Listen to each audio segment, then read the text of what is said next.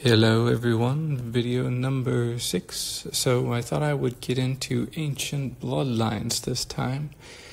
And as you can see, I've got this header of Noah's flood from my really lengthy report that I've had on the internet for so long. Noah's flood. And beneath that, we have a principal component analysis of human DNA, right? Which I left the link on my reports in the video comments or in the video description, and the link goes to this page. I haven't dug too much into the details of it. If you know how principal component analysis works, if you know about eigensystems and higher dimensional space, reducing it to lower dimensions, getting rid of all the insignificant eigenvalues, and in this case, they're looking at all of the points of human DNA, and they're reducing it to a plane. And I saw another report somewhere that showed the significance of each dimension and how the predominant two dimensions are these, and then the next most predominant is incredibly smaller. So this is basically a rough distribution, visual of the distribution of human DNA. And it's interesting that it falls into these 3 points. We have Europe and West Asia and India in one point.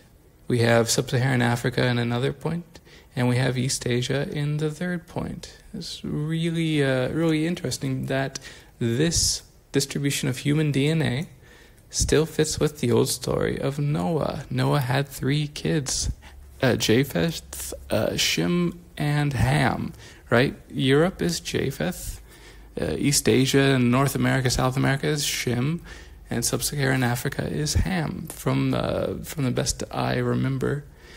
But yeah, it's interesting that human DNA verifies this story. Our genetics are still distributed in the same way across all of humanity, right? So that's human DNA. Going through the report still.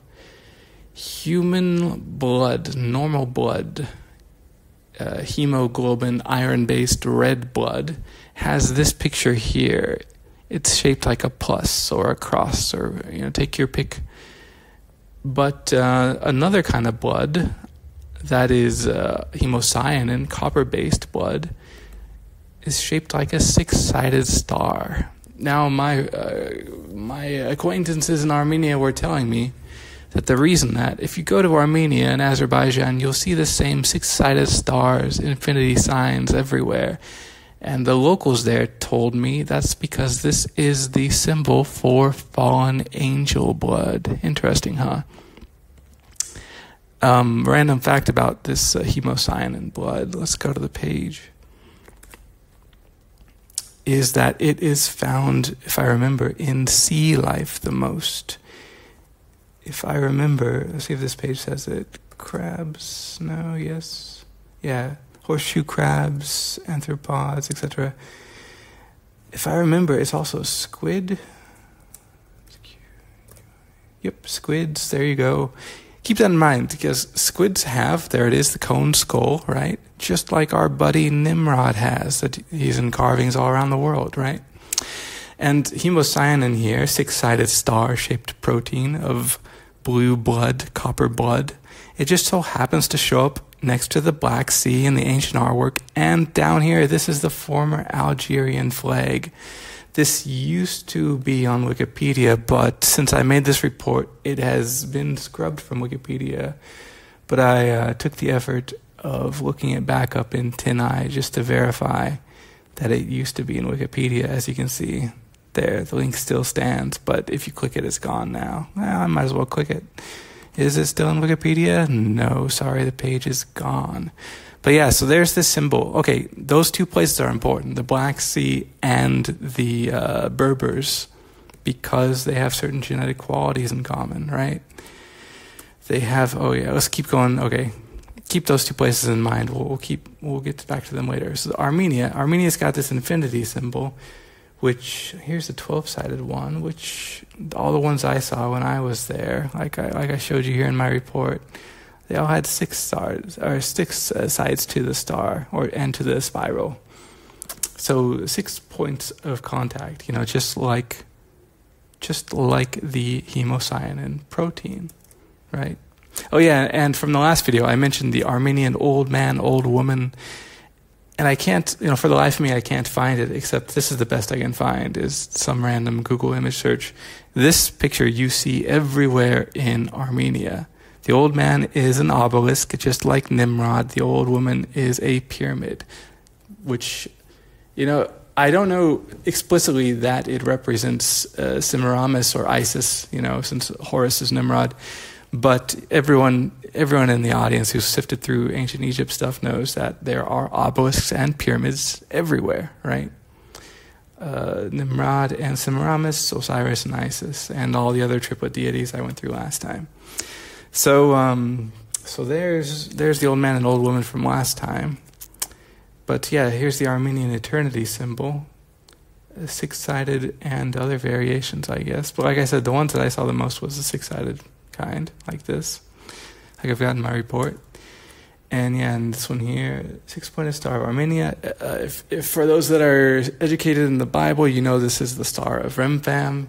And Remphan is associated with Saturn. And if any astronomers are listening, Saturn at the pole has a six-sided polytope or a hexagon, right?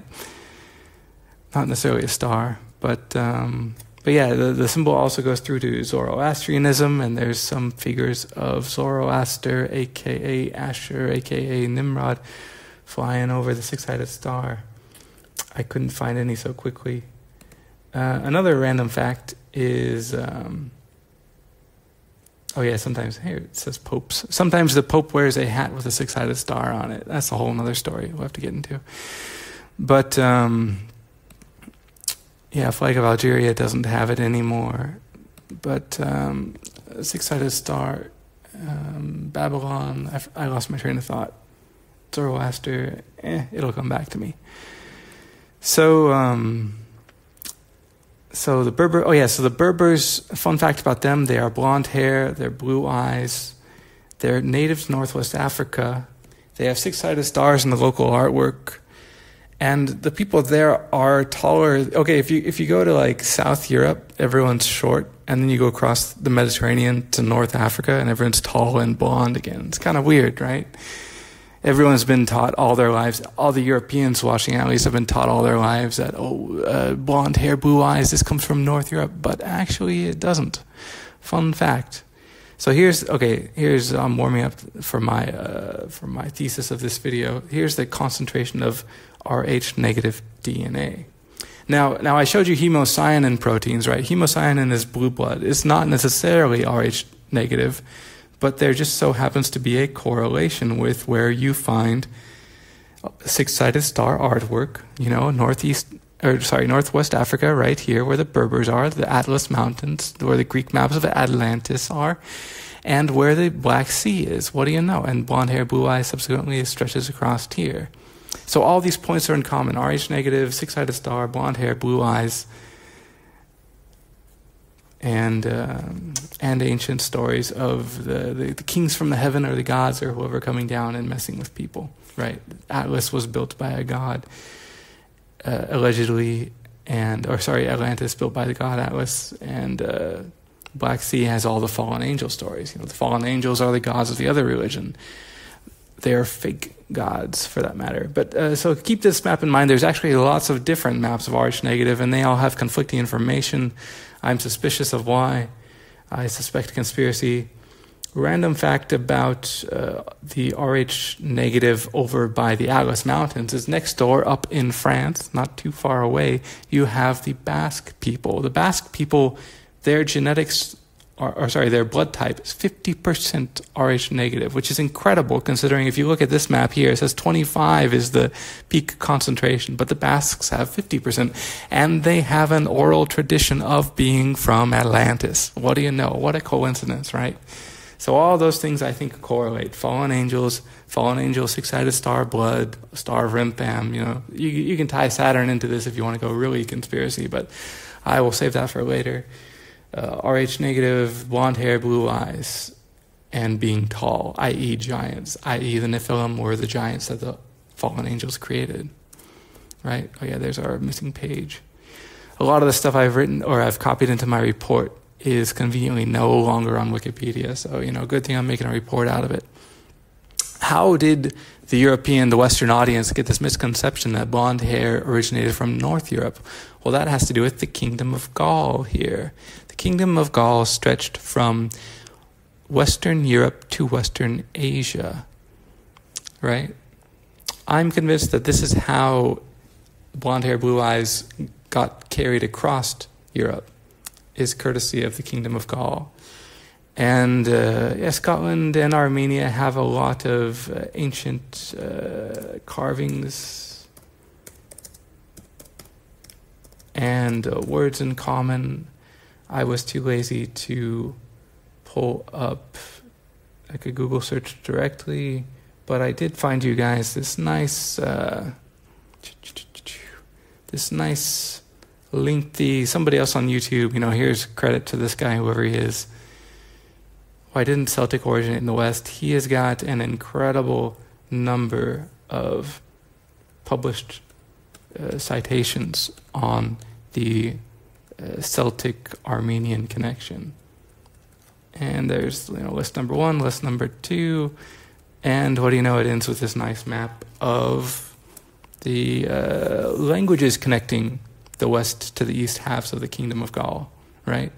I heard somebody once randomly concluded, they told me, I don't know the academics behind this, that Portugal was probably the port of Gaul, because it's the westernmost point of the Gaul Empire, right? I've heard also that Ireland is like the island of Gaul, and who knows how much that... I'm not an expert in this field. I am just looking for as much of these coincidences as I can find, as many points of evidence. Feel free to dispute them one by one, but the whole point of this video series is that there are so many that you can't neglect them all. You can, but it takes willful ignorance. You cannot with reasoning. Okay, so the whole point of these series, what I just renamed the series channel to the title of them is, and what the name of the report always was, is the Black Sea Anomaly. Because I'm convinced Nimrod's former kingdom lies at the bottom of the Black Sea that was dry 12,000 years ago before the Younger Dryas flood, but now it's underwater. And the evidence goes in every direction, right? So here's the Gaul carrying stuff from the Black Sea west all the way across northern Europe. So what do we have to the east of the Black Sea? We have the Saka people, right? The Scythians, closely related, and the Saka golden warrior. And this theme of golden also carries even farther east. And I'll have to make more videos on this. Like all the statues of Buddha in East Asia are golden, and he's called enlightened. I think that he was literally lightened, as in his genetics were changed to blonde hair, blue eyes, as the physical evidence still remains in these locations of the Black Sea and North Africa, the Berber people. Fun fact, I told this story to a crowd of North Africans once in Dubai, and there was a Berber among them who had blonde hair, and this person got really excited and was so happy that somebody knew their people's history. But yeah, most Westerners watching this probably have no idea. So, another random fun fact. Here's the Saka people, the ancestor of the Central Asians, right? Living in Kazakhstan and Kyrgyzstan, so many people, dare I say everyone, was so happy to tell me how before Genghis Khan, everyone there was blonde hair, blue eyes. Fun fact. Ask any local there, they will confirm. The blonde hair, blue eyes genetics isn't specific to North Europe. Has nothing to do, okay, Aryan, we'll get to Aryan in a second, right? Has nothing to do with your German idea of Aryans. It has to do with every side of the Black Sea, which just happens to be where the Saka and where the Scythians, which I've got over here, right, where they lived. Aryan just happens to be a Sanskrit word, which I was too lazy to look up, so you'll have to bear with me while I click through this page. Sorry, I'm lazy.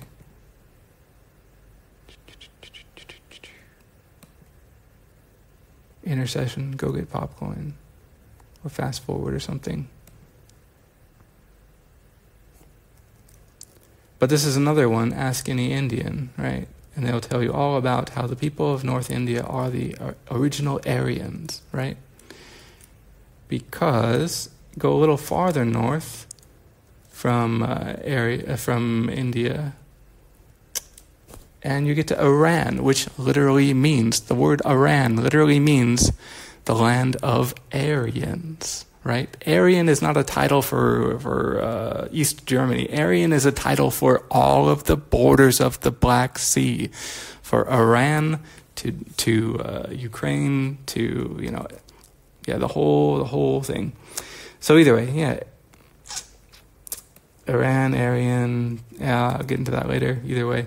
But so another history of the east border of the Black Sea is the Khazar people, right? This is right where the Scythians were. The Khazars, Ukraine, blonde hair, blue eyes. More on them later for sure. Speaking of the Khazars, quick check on their history. Oh, what do you know? There's a six-sided star. What do you know? What are the odds of that? And the six-sided star was invented by this guy. Did they say his name? David bin Alroy, and his father, Solomon bin Duji. Which Solomon? Yeah, there it is, Solomon bin Duji.